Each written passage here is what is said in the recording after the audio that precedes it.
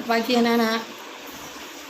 Hari ini kita kembali melanjutkan pelajaran IPS kita subtema 3, yaitu materinya mengidentifikasi jenis usaha ekonomi yang dikelola perorangan. Ya. Pada subtema lalu kita sudah pelajari jenis-jenis usaha yang dikelola sendiri maupun kelompok. Ya. Nah, hari ini kita akan pelajari jenis ekonomi, ya, jenis usaha ekonomi yang dikelola perorangan, ya, yaitu sendiri, yaitu ya. Jadi maksudnya di sini dikelola perorangan, yaitu modalnya terbatas, ya, dan usahanya pun tidak begitu besar. Nah,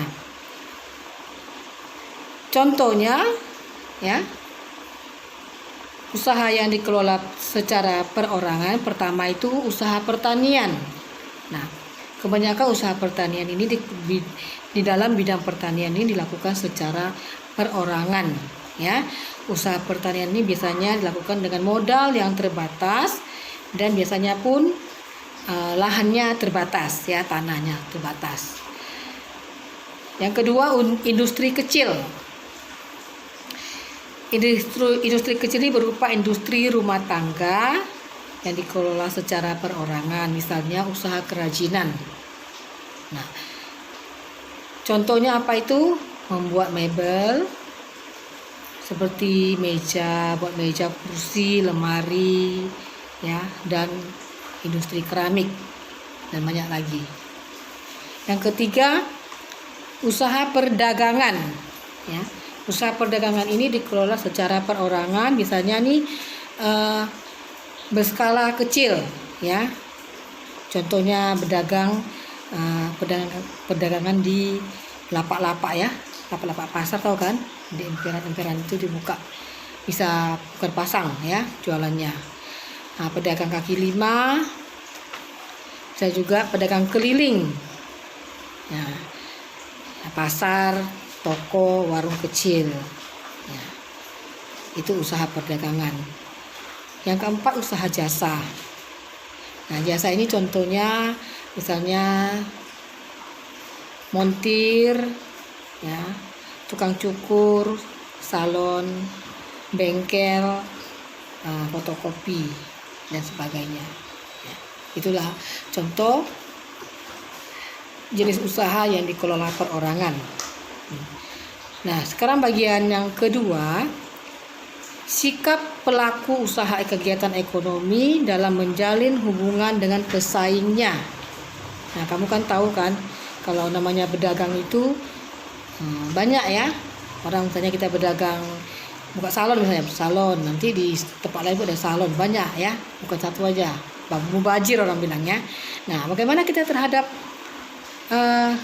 menjalin hubungan dengan pesaing kita itu, ya. Misalnya sama-sama buka fotokopi, sama-sama buka bengkel. Nah, kita tidak boleh persaingan secara tidak sehat, ya. Harus sehat, karena namanya itu usaha, rezeki masing-masing, ya. Nah, jadi sikap kita terhadap pesaing ini adalah pertama, mengendalikan diri, yaitu mempertahankan jati diri dan tidak mudah goyah, ya, walaupun pesatnya perkembangan informasi dan teknologi, ya. Yang tiga, menciptakan persaingan yang sehat, yang tadi Bu bilang, ya, yang sehat, ya. Keempat, menghindari sifat 5K. Apa tuh 5K? Sini 5K artinya KTBLC, kong kali kong, koneksi, kolusi, dan komisi, ya, itu. Yang kelima, mampu menyatakan yang benar itu benar, ya.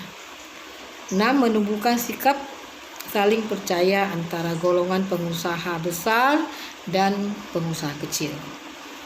Yang ketujuh, menumbuhkan kesadaran dan rasa memiliki terhadap apa yang disepakati.